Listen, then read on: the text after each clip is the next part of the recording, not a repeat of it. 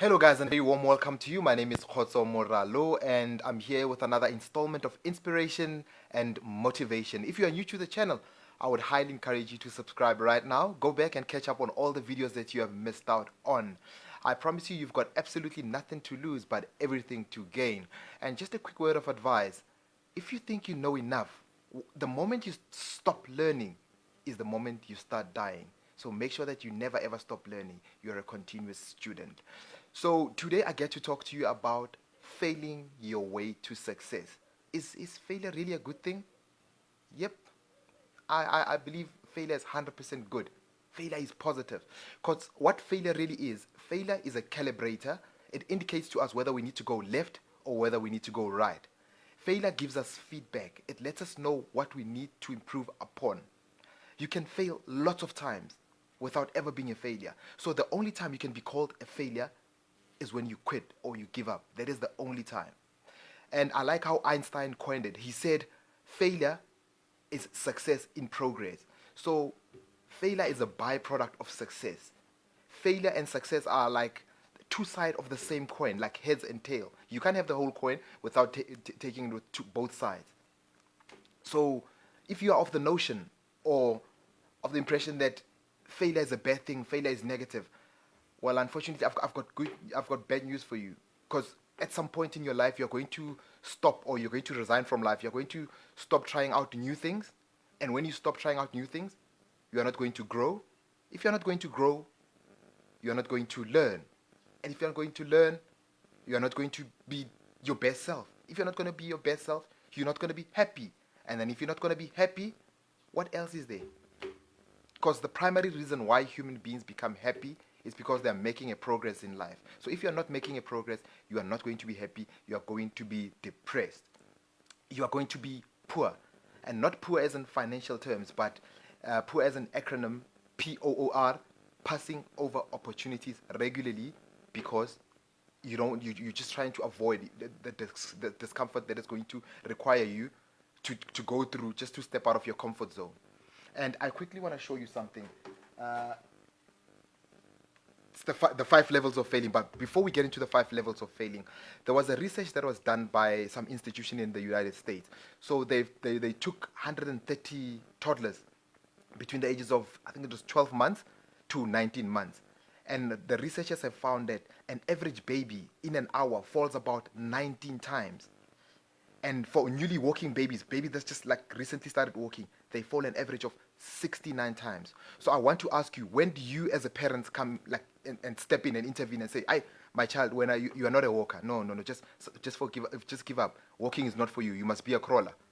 You don't, because you understand the fundamentals. You understand the basic. You understand that falling is part of the progress. Your child needs to fall in order for them to start walking.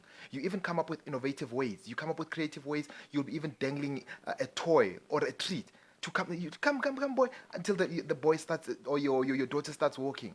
So why don't you apply the same mindset into our lives? Why don't you come up with innovative ways to encourage ourselves not to stop trying and just push on through failure and stop quitting? I guess common sense is not common practice.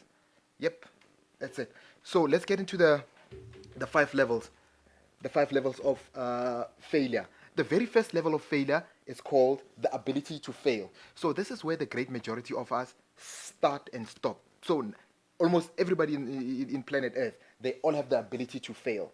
And what keeps 95% of us here, it's our intense desire to avoid any form of failure whatsoever in any form. So we take we take rejection very personally. And there's a term that they use in poker when a player keeps losing like many times in a row. They say they are going on tilt. So guys, I would advise you, do not go on tilt.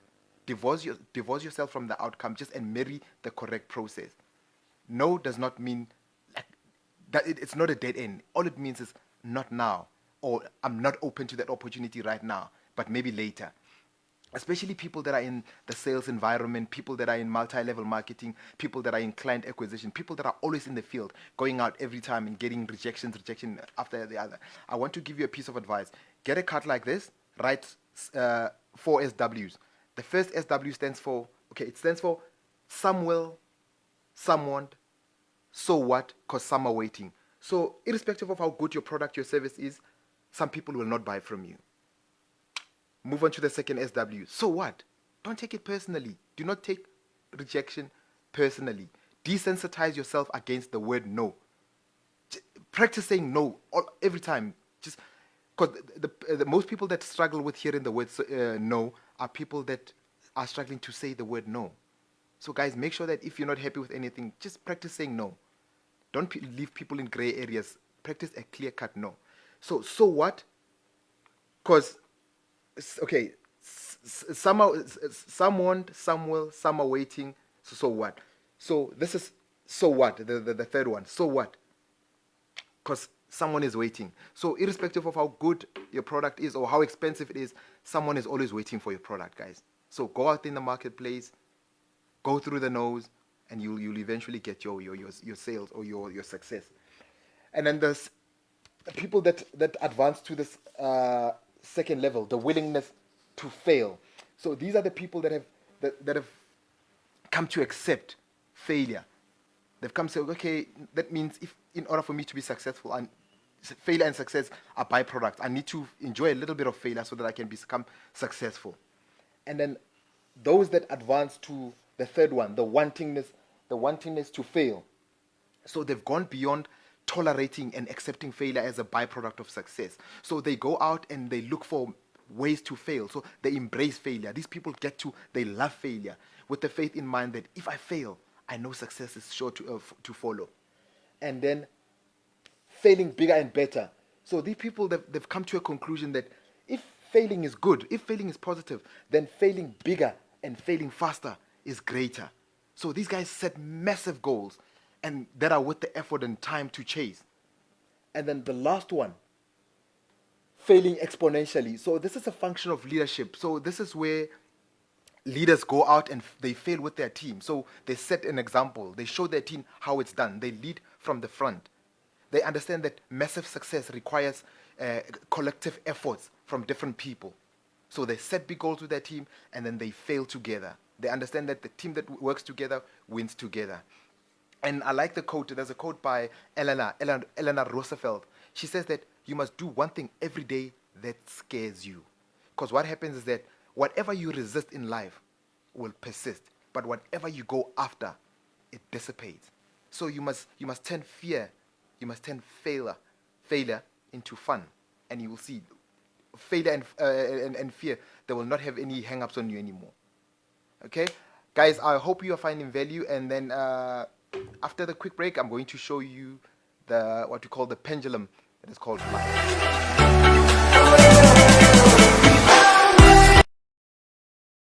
Hello guys and welcome back to the video. So Thomas Edison, who was the president of IBM, was asked, how do you become successful? He says, simple. You just go out there and you double your failure rate. You outfail anybody in your field. Guys, if you want to be successful, make failure your friend. Make failure fun. Go out there, fail big, fail massively. And all successful people, they've got this relationship with failure.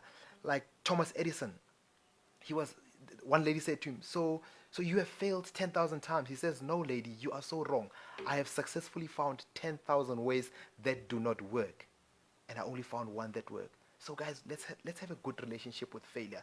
I know right now everybody is depressed due to this COVID-19, but I encourage us to just go out there in all our fields and just go give it a bash. Let's put our best foot forward, because what happens is that if we start giving up, we start dying. So we're going to start losing everything that we've worked hard to accomplish. It's been said that yesterday's home runs will not win today's matches. We need home runs every day. Success is like a rented place, and the rent is due each and every single day. So you can't say, no, I was successful before COVID-19. No, you will lose that, guys. That's irrelevant. You need to win today, every single day. You need to push irrespective of this COVID-19. And then, like Silicon Valley, there's a place in the United States. It's called Silicon Valley. Silicon Valley, it's a home to over 2,000 high-tech companies. So companies like Google, companies like Facebook, Apple, and their motto is like, it's known as the graveyard of failures. Their strength is failure. They know that the only way to succeed is to go through failure. So I know this is challenging. I know it's challenging your current thought. It's counterintuitive. We were taught that we must stay away from failure. We must always chase success. But guys, if you always set success goals, you're going to limit yourself because it's human nature. We're gonna get emotional. You're gonna set yourself yes goals, and then when you get no, you're gonna be depressed. You're gonna start slowing down. So set yourself no goals because they will push you. You will get no, no, no, and then as you get no's, the yeses will come. And then I want to show you lastly this analogy. It's a pendulum. So life is like a pendulum. So on the left hand side of the pendulum, we've got pain, rejection, sadness, and failure. And on the right hand side of the pendulum, we've got joy, acceptance, we've got happiness and success. And if we don't do anything in life, if we just stand still, we're not going to grow. We're not going to experience any pain. We're not going to experience any rejection, sadness, or failure. But nor will we experience any joy, acceptance, happiness, and success.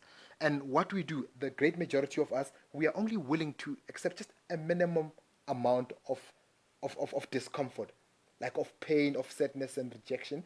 That's why we only experience a minimum amount of joy, acceptance, and happiness. So if you want to experience maximum joy, maximum acceptance, maximum happiness, and success, you can't go and you can't start on the right hand side of the pendulum. You can't go out and chase for joy because what you go after will elude you. So the only thing that you have total control over is this side, on the left hand side. So you need to swing this pendulum as high and as wide as you can to the maximum side. So if, for example, you want joy, you need to swing this pendulum so high on the maximum side of pain. What it does, when you swing it to the side, it will swing to its equal proportion to the other side and you will experience joy. If you swing it high on the rejection side, you go out and fail and get rejection, it will swing back to its equal proportion and then you will experience happiness. So does sadness. If you swing it back like on the maximum side, sadness, it will swing back to its proportion and you will experience happiness, maximum happiness. Guys, I know you've set yourself goals in the past. You've set yourself resolutions. You've attended seminars. You've listened to motivational tapes. But now I want you to draw the line in the sand, and I want you to say to yourself, enough is enough. Today I'm taking control of my life. If there's one attribute that all successful people possess, is a great sense of resolve. They resolve.